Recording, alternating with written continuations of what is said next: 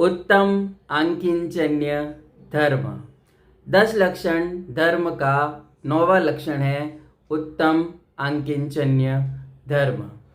आज की वीडियो में हम उत्तम आंकिंचन्य धर्म के बारे में जानेंगे। चैनल पर यदि नए हैं तो चैनल को सब्सक्राइब कर दीजिए। पूरी जानकारी के लिए वीडियो के अंत तक बने रहिए। उत्तम आंकिंचन्य धर्म। उत्तम मतलब श्रेष्ठ या सम्यक दर्शन पूर्वक जो आंकिंचन्य धर्म है। धर्म किसे कहते हैं? स्वभाव को। वस्तु का स्वभाव धर्म है। और किसका स्वभाव? आत्मा का स्वभाव। यह आत्मा का एक स्वभाव है जिसे धर्म कहा जाता है। और उत्तम आंकिंचन्य धर्म सम्यक दर्शन से सहित जो उत्तम आंकिंचन्य है वह उत्तम आंकिंचन्य धर्म कहा जाता है। आंकिंचन्य शब्द का क्या अर्थ है? इसका शाब्दिक अर्थ है मेरा कुछ भी नहीं है। ऐसी भावना कि इस संसार में जो कुछ भी है वह पर है, वह मेरा नहीं है, ऐसी भावना रखना आंकिंचन्य भावना है। जितने भी परिग्रह हैं उन परिग्रहों में ममत्व नहीं रखना, परिग्रह में अनासक्ति रखना, परिग्रहों के त्याग की भावना आंकिंचन्य कहलाती है। और यह आंकिंचन्य की भावना यदि सम्यक दर्शन के साथ हो तो उसको उत्तम आंकिंचन्य कहते हैं। और अगर यह धर्म है, यह आत्मा का स्वभाव है, तो इसे आत्मा के स्वभाव के साथ उत्तम आंकिंचन्य धर्म कहा जाएगा। परिग्रह क्या है? पर वस्तुओं में आसक्ति। जो कुछ भी पर है मतलब इस संसार में जो कुछ भी है वह पर है। मेरी आत्मा के सिवा इस संसार में जो कुछ भी है वह पर है। यहाँ तक कि यह शरीर भी मेरा नहीं है, यह शरीर भी पर है। यह शरीर भी कुछ वर्षों के लिए, कुछ समय के लिए उद्गल परमाणुओं से बनकर मुझे प्राप्त हुआ है और कुछ समय के बाद यह भी छूट जाने वाला है। यह हमेशा मेरे साथ नहीं रहने वाला। अनादिकाल से यह आत्मा इस संसार में भ्रमण कर रही है और अनादिकाल से अनंत अनंत शरीर, अलग अलग योनियों के शरीर यह आत्मा धारण कर चुकी है और उनको छोड़ भी चुकी है। इसीलिए जो ये वर्तमान शरीर है वह भी एक दिन छूट जाना है। ये कुछ समय के लिए प्राप्त हुआ है। जैसे किराए का घर होता है, वो हमेशा के लिए हमारा नहीं होता, कुछ समय के लिए उसमें रहते हैं और फिर कभी न कभी उसको छोड़ना पड़ता है। ठीक उसी प्रकार यह शरीर भी हमें कुछ समय के लिए प्राप्त हुआ है और एक समय के बाद इस शरीर को छोड़कर हमें अगले शरीर को धारण करना है। जब तक मोक्ष नहीं प्राप्त होगा तब तक यह आत्मा अनेक बार शरीर को बदलती रहती है। जैसे वस्त्र बदलते हैं उसी प्रकार आत्मा शरीर को बदलती रहती है। नाम कर्म और आयु कर्म के उदय से शरीर प्राप्त होता है, एक अवधि के लिए प्राप्त होता है और फिर वो शरीर छोड़कर चला जाता है और उसको नष्ट कर दिया जाता है। तो उस शरीर में भी क्या ममत्व करना? जो मेरा नहीं है वो तो पराया ही है। और शरीर को ही अगर पराया मान रहे हैं तो बाहर की जो पर वस्तुएं, रिश्ते नाते हैं, धन दौलत है, वे सभी पर हैं। वे सभी कर्मों के अनुसार हमारे समागम में आए हुए, हमें मिले हुए हैं और उस कर्म का क्षय होते ही वे सभी दूर हो जाने वाले हैं। ऐसी भावना उत्तम आंकिंचन्य धर्म है। परिग्रह में किसी भी प्रकार का ममत्व नहीं रखना, यह पर वस्तुओं में किसी प्रकार का ममत्व नहीं रखना, अनासक्ति की भावना, आसक्ति नहीं रखना उत्तम आंकिंचन्य धर्म है। जिनागम में 24 प्रकार के परिग्रह कहे गए हैं। 14 अंतरंग परिग्रह हैं और 10 बाह्य परिग्रह हैं। इन 24 परिग्रहों में आसक्ति नहीं रखना, इन 24 परिग्रहों में किसी भी प्रकार का ममत्व और आसक्ति नहीं रखना, यह आंकिंचन्य धर्म है। तो ये 24 परिग्रह कौन कौन से हैं? पहले हम 14 प्रकार के आभ्यंतर परिग्रह की बात करते हैं, फिर 10 बाह्य परिग्रह की भी चर्चा करेंगे। ये 14 प्रकार के जो परिग्रह हैं, आंतरिक परिग्रह हैं, उनका नाम है मिथ्यात्व, क्रोध, मान, माया, लोभ, हास्य, रति, अरति, शोक, भय, जुगुप्सा, स्त्रीवेद, पुरुषवेद और नपुंसकवेद।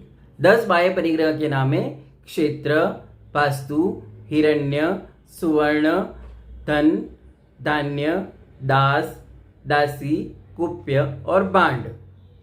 ये 10 प्रकार के बाह्य परिग्रह हैं। आइए इन 24 परिग्रह को एक एक करके समझते हैं। पहला है मिथ्यात्व। मिथ्यात्व को परिग्रह कहा गया है। मिथ्यात्व किसे कहते हैं? गलत मान्यता को मिथ्यात्व कहा जाता है, उल्टी मान्यता या विपरीत मान्यता को मिथ्यात्व कहा जाता है। वस्तु का जैसा स्वरूप है उसको वैसा नहीं मानना, उसको वैसा श्रद्धा नहीं करना मिथ्यात्व है। जैसे शरीर और आत्मा दो अलग अलग हैं, दो अलग द्रव्य हैं। शरीर एक पुद्गल द्रव्य है और आत्मा जीव द्रव्य है। तो दोनों अलग अलग हैं, लेकिन दोनों को अलग नहीं मानकर एक मानना, यह मिथ्यात्व है। इसी प्रकार अनेक उल्टी मान्यताएं मिथ्यात्व के अंदर आती हैं, तो इस मिथ्यात्व को दूर करना चाहिए और सम्यक्त्व की प्राप्ति करनी चाहिए। तो यह मिथ्यात्व एक प्रकार का परिग्रह है। तो मिथ्यात्व में आसक्ति नहीं करना आंकिंचन्य धर्म है। दूसरा है क्रोध। क्रोध किसे कहते हैं? गुस्सा करना। यह एक प्रकार की कषाय है। कुछ भी हमारे अनुरूप नहीं हो, हमारे अनुकूल नहीं हो, कुछ भी प्रतिकूल होते ही हम गुस्सा करते हैं, तो यह गुस्सा एक प्रकार का परिग्रह है। तो क्रोध नहीं करना चाहिए, क्षमा भाव धारण करना चाहिए। क्रोध से व्यक्ति स्व और पर का बहुत कुछ बिगाड़ा कर देता है। क्रोध से व्यक्ति आत्महत्या कर लेता है। क्रोध से व्यक्ति अनेक लोगों को मार देता है और अपना अनिष्ट कर बैठता है, स्व और पर का अनिष्ट कर देता है। इसलिए व्यक्ति को, जीव को क्रोध नहीं करना चाहिए। इस क्रोध कषाय पर कंट्रोल करना चाहिए, इस क्रोध कषाय को नष्ट करना चाहिए। यह क्रोध कषाय एक प्रकार का कर्म है जो इस जीव का शत्रु है। तो इस क्रोध कषाय के ऊपर कंट्रोल करना चाहिए, इसका शमन करने का हमेशा प्रयास करना चाहिए। तीसरा परिग्रह है मान। मान मतलब घमंड करना। रावण ने किस प्रकार घमंड किया था और उसका सर्वनाश हुआ, यह सर्वविदित ही है। इसलिए हमें मान कषाय के ऊपर भी कंट्रोल करना चाहिए, मान कषाय को नष्ट करने का प्रयास करना चाहिए और हमेशा कोमल स्वभाव में बने रहना चाहिए।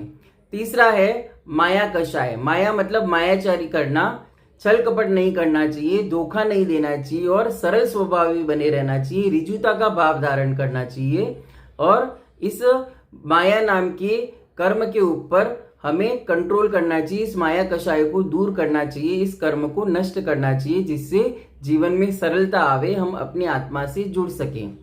यह एक प्रकार का परिग्रह है और इस माया कषाय का परिहार करने से उत्तम आंकिंचन्य धर्म की भावना प्राप्त होती है। पांचवा परिग्रह है लोभ कषाय।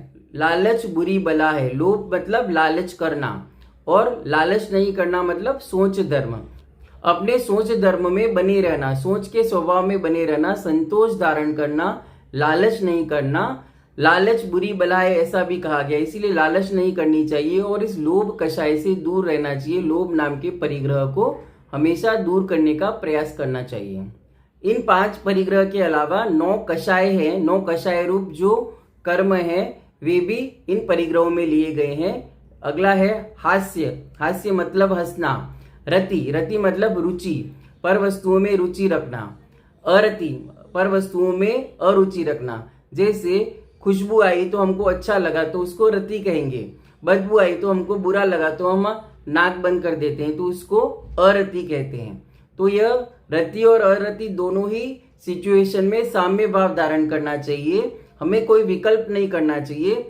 अनुकूल है तो है, प्रतिकूल है तो है, उसमें किसी भी विपरीत परिस्थिति में या अनुकूल परिस्थिति में हमको अपने भावों में विकार नहीं लाना चाहिए। इन परिग्रहों से दूर रहना चाहिए। अगला है शोक। किसी इष्ट से हमारा वियोग हो जाए तो हमें शोक होता है। परिवार में, मित्रता में, रिश्तेदारी में किसी की मृत्यु हो जाए, वो हमसे हमेशा के लिए दूर हो जाता है तो हम शोक करते हैं। तो यह शोक भी नहीं करना चाहिए क्योंकि हम उससे आसक्ति कर रहे हैं, जबकि जाने वाला व्यक्ति जाने के लिए ही जन्म लिया था, उसने, उसका आयु कर्म नष्ट हो गया तो वह हमसे दूर चला गया। उसमें किस प्रकार का शोक करना, इस प्रकार की भावना धारण करके शोक नहीं करना चाहिए। शोक भी एक प्रकार का परिग्रह है, उसको नष्ट करना चाहिए, उससे दूर रहना चाहिए। अगला है भय। भय मतलब डरना। अनेक व्यक्ति, अनेक जीव एक दूसरे से डरते हैं, अनेक प्रतिकूलताओं से डरते हैं, लेकिन डरना किस बात का? सब कुछ कर्माधीन है। कर्म के उदय से जो आना है वो होना ही है और कर्म के उदय से अच्छा होना है तो होके रहेगा, कर्म के उदय से बुरा होना है तो होके रहेगा। इसलिए हमेशा अच्छे कर्म करते रहने चाहिए और भय नहीं करना चाहिए, क्योंकि भय करने से कोई लाभ नहीं होने वाला। आपके भय कर देने से आने वाला अनिष्ट टल नहीं जाने वाला है। इस भय नाम की अकषाय और परिग्रह से हमेशा दूर रहना चाहिए, इसको नष्ट करने का प्रयास करना चाहिए। अगला परिग्रह है जुगुप्सा। जुगुप्सा मतलब घृणा करना, जो हमको पसंद नहीं है उन वस्तुओं से, उन व्यक्तियों से, उन जीवों से घृणा करना, यह जुगुप्सा कहलाता है। लेकिन जीव या व्यक्ति को किसी प्रकार से भी घृणा नहीं करनी चाहिए, क्योंकि जो जैसा है वह वैसा है, वह अपने कर्मों के कारण है और हमारे संपर्क में आया है तो हमारे कर्मों के कारण भी है। ऐसी सोच रखते हुए किसी से भी हमें घृणा नहीं करनी चाहिए, समता भाव धारण करना चाहिए। अगले 3 परिग्रह है पुरुष वेद, स्त्री वेद और नपुंसक वेद। पुरुष वेद मतलब स्त्रियों में जो आसक्ति करता है वह पुरुष वेद। स्त्री वेद मतलब पुरुषों में आसक्ति करना, स्त्री वेद। नपुंसक वेद मतलब स्त्री और पुरुष दोनों में आसक्ति करना, नपुंसक वेद। ये तीनों वेद भी परिग्रह है और अकषाय के अंदर आते हैं, जो मोक्ष मार्ग में बाधा पहुंचाते हैं। इन तीनों को भी नष्ट करने का प्रयास करना चाहिए, इन तीनों पे भी कंट्रोल करना चाहिए। इस प्रकार ये 14 प्रकार के आभ्यंतर परिग्रह हैं, उनसे दूर होने की भावना रखना चाहिए, उनमें ममत्व कम करना चाहिए, उनमें आसक्ति कम करनी चाहिए। यह अंकिंचन्य धर्म है। अब आते हैं हम 10 बाह्य परिग्रह के बारे में जानने। अब हम आगे बढ़ते हैं 10 बाह्य परिग्रह की ओर। 10 बाह्य परिग्रह कौन कौन से हैं? सबसे पहला है क्षेत्र। क्षेत्र का मतलब होता है खेत या कोई प्लॉट। धन बहुत इकट्ठा कर लिया और अनेक जमीनें खरीद ली, उनमें आसक्ति रखना कि मेरे पास इतनी जमीनें हैं, मेरे पास इतने खेत हैं, इतने बीघा जमीन है, लेकिन उसमें क्या आसक्ति करना, जिस दिन मृत्यु होगी तब ये सब जमीन जायदाद हमारे साथ नहीं आने वाले, वे सब यहीं के यहीं धरे रह जाने हैं। ऐसी भावना करना कि ये सब जो कुछ भी प्लॉट है, क्षेत्र है, खेत है, फार्म है, ये सब मेरे नहीं है, ऐसी भावना करना अंकिंचन्य भावना है। इसीलिए इन प्लॉट, खेत आदि में हमको आसक्ति नहीं रखनी चाहिए, ऐसा कहता है उत्तम अंकिंचन्य धर्म। अगला है वास्तु। वास्तु का मतलब होता है मकान। मकान, महल, हवेली, झोपड़ी, जो भी जिस भी स्थान में हम रहते हैं, खूब पैसा इकट्ठा कर लिया, बहुत सारे मकान खरीद लिए, बहुत बिल्डिंगें बना दी, बंगले बना दिए, महल बना दिए और उनमें खूब आसक्ति करते कि मेरे पास तो इतना बड़ा महल है, इतना बड़ा मकान है, इतने कमरे हैं, 10 BHK है, 10 BHK है, 4 BHK है। ये सब क्या काम का? व्यक्ति को रहने के लिए तो 6 फीट की, व्यक्ति को सोने के लिए तो 6 फीट की जगह ही चाहिए। इतना बड़ा मकान कुछ भी साथ में नहीं आने वाला, ये सभी पर है। जिस दिन मृत्यु होगी ये सब यहीं के यहीं रह जाना है और एक साथ इन सारी वस्तुओं को हम भोग भी नहीं सकते।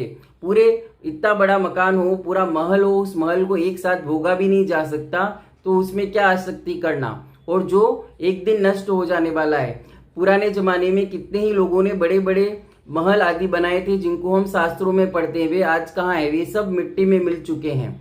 मतलब मृत्यु के बाद भी वे भी कभी न कभी नष्ट होने वाले हैं, इसलिए उनमें क्या आसक्ति रखना, वे नित्य नहीं है, वे क्षण भंगुर हैं, इसलिए उनमें भी आसक्ति नहीं रखना। यह वास्तु नाम का एक परिग्रह है, उससे भी आसक्ति कम करनी चाहिए, आसक्ति नष्ट करनी चाहिए। यही उत्तम अंकिंचन्य धर्म है। अगले बाह्य परिग्रह है हिरण्य और सुवर्ण। हिरण्य का मतलब होता है चांदी, सुवर्ण का मतलब होता है सोना। यह जीव, यह व्यक्ति दिन भर दौड़ता भागता रहता है और बहुत धन इकट्ठा करता है और फिर सोना चांदी खरीद के रख लेता है घर के अंदर, ड्रम के ड्रम गाड़ के उसमें बहुत सारे सोना चांदी इकट्ठा करके रखता है और फिर उस पर खूब आसक्ति करता है कि मेरे पास इतना सोना है, मेरे पास इतना चांदी है। लेकिन वो सोना चांदी किस काम के हैं? वो सोना चांदी क्या काम आते हैं? वे तो खाने के भी काम नहीं आते। यदि भोजन नहीं हो, रेगिस्तान में अकाल पड़ा हुआ हो और घर में कितना भी सोना हो तो वो कुछ काम का नहीं। पानी और भोजन चाहिए तभी जीवित रह सकते हैं, तो उस सोने से क्या आसक्ति करना। और जिस दिन मृत्यु होगी तो वो सोना चांदी साथ में नहीं आने वाले।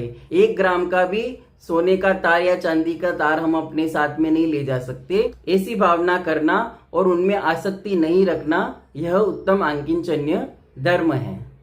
अगले बाह्य परिग्रह है धन, धान्य। धन का अर्थ है हीरे, जवाहरात, मोती, माणक, पन्ना आदि अनेक प्रकार के कीमती जवाहरात हो गए। इसके अलावा पशु हो गए, हाथी, घोड़े आदि। जितना भी धन वैभव है वह सब धन के अंतर्गत आता है। और धान्य के अंतर्गत जितने भी अनाज आदि वस्तुएं, भोजन सामग्री है, वे सभी धान्य के अंदर आती है। ये सभी पर वस्तु हैं, इनसे ममत्व नहीं रखना चाहिए क्योंकि ये सभी भी एक दिन नष्ट होने वाली है, पर है, हमारी नहीं है। हमारी तो बस ये आत्मा है, यह शरीर भी हमारा नहीं, तो यह धन और धान्य भी हमारा कैसे हो सकता है। इसलिए इनमें पर भावना रखना, इसलिए इनमें पर की भावना रखते हुए ममत्व नहीं रखना, आसक्ति नहीं रखना, यह उत्तम आंगिचन्य धर्म है। अगले परिग्रह हैं दास परिग्रह और दासी परिग्रह। नौकर चाकर रखना, अपने नीचे अपने अंडर में बहुत सारे व्यक्तियों को नौकरी पे रखना और उनसे अपनी सेवा शुश्रूषा कराना और फिर उसमें बहुत आसक्ति रखना कि उसमें मान करना कि मेरे पास इतने नौकर हैं, इतने चाकर हैं, यह सभी भी पर हैं, हमारे नहीं हैं। इसलिए इनमें भी आसक्ति नहीं करनी चाहिए। यह आत्मा ही हमारी है, इसके अलावा हमारा कोई नहीं है। यह शरीर जो है वह भी हमारा दास ही है, ऐसा ही मानते हुए दास दासी परिग्रह में आसक्ति नहीं रखना उत्तम आंगिचन्य धर्म है। इसके बाद आता है कुप्य और भांड। कुप्य का मतलब होता है वस्त्र। वस्त्र का तो क्या ही कहे, हमारे वार्डरोब भरे पड़े हैं कपड़ों से। अनगिनत कपड़े हमने खरीद के इकट्ठे करके रखे हैं और जब भी पहनना होता है तो हमें लगता है कि हमारे पास कपड़े ही नहीं है, हमको और कपड़े चाहिए, और कपड़े चाहिए। और उन कपड़ों में हम इतना ममत्व करते हैं जो करने योग्य नहीं है। कपड़ों से क्या ममत्व रखना, साल 2 साल के अंदर वे कपड़े नष्ट हो जाते हैं, फट जाते हैं, छोटे पड़ जाते हैं। वे हमेशा हमारे साथ नहीं रहने वाले। उन कपड़ों से ममत्व नहीं रखना चाहिए। इसलिए उन कपड़ों से आसक्ति को कम करना चाहिए, नष्ट करना चाहिए। यही उत्तम आंगिचन्य धर्म है। और अंतिम है भांड। भांड का मतलब होता है बर्तन। हमारे घर में जितने भी बर्तन आदि हैं वे सभी भी भांड के अंदर आते हैं और घर में जितनी भी सुख सुविधा की वस्तुएं वे भी भांड में आती हैं। तो वे किस काम के, वे हमेशा हमारे साथ नहीं रहने वाले। वे सिर्फ सहयोग से हमारे हुए हैं, लेकिन एक्चुअल में वे पर ही हैं। हमारी आत्मा के अलावा हमारा कुछ भी नहीं है। इसलिए इस परिग्रह से भी हमें आसक्ति छोड़नी चाहिए। यही कहता है उत्तम आंगिचन्य धर्म। इस प्रकार 14 आभ्यंतर परिग्रह और 10 बाह्य परिग्रह, ये कुल 24 परिग्रह जिनेंद्र भगवान द्वारा कहे गए हैं। इनमें आसक्ति नहीं रखना, यही उत्तम आंगिचन्य धर्म है। इनके अलावा भी अनेक प्रकार के परिग्रह हम करते हैं। जैसे मोबाइल में हम खूब आसक्ति रखते हैं, सब कुछ मोबाइल में ही है ऐसा मानते हैं, और एक दिन मोबाइल खो जाए तो हम इतने आकुल व्याकुल हो जाते हैं, परेशान हो जाते हैं कि पता नहीं क्या हो गया, मृत्यु ही आ गई। इतनी आसक्ति हम उस मोबाइल में करते हैं। तो इतनी आसक्ति हमको करने की आवश्यकता नहीं है, क्योंकि वह हमेशा हमारे साथ रहने वाला नहीं था। वह एक दिन हमसे दूर होने के लिए ही हमारे पास आया था। इसलिए हमको इन पर द्रव्यों में आसक्ति नहीं रखनी चाहिए। इस आत्मा के अलावा हमारा कोई भी नहीं है, मेरा कुछ भी नहीं है। इसी प्रकार की भावना को धारण करते हुए उत्तम आंगिचन्य धर्म को धारण किया जाता है। इस प्रकार आज के वीडियो में हमने उत्तम आंगिचन्य धर्म के बारे में जाना। वीडियो पसंद आया हो तो लाइक करें, शेयर करें, कमेंट करें और चैनल को सब्सक्राइब करें। जय जिनागम, जय महावीर।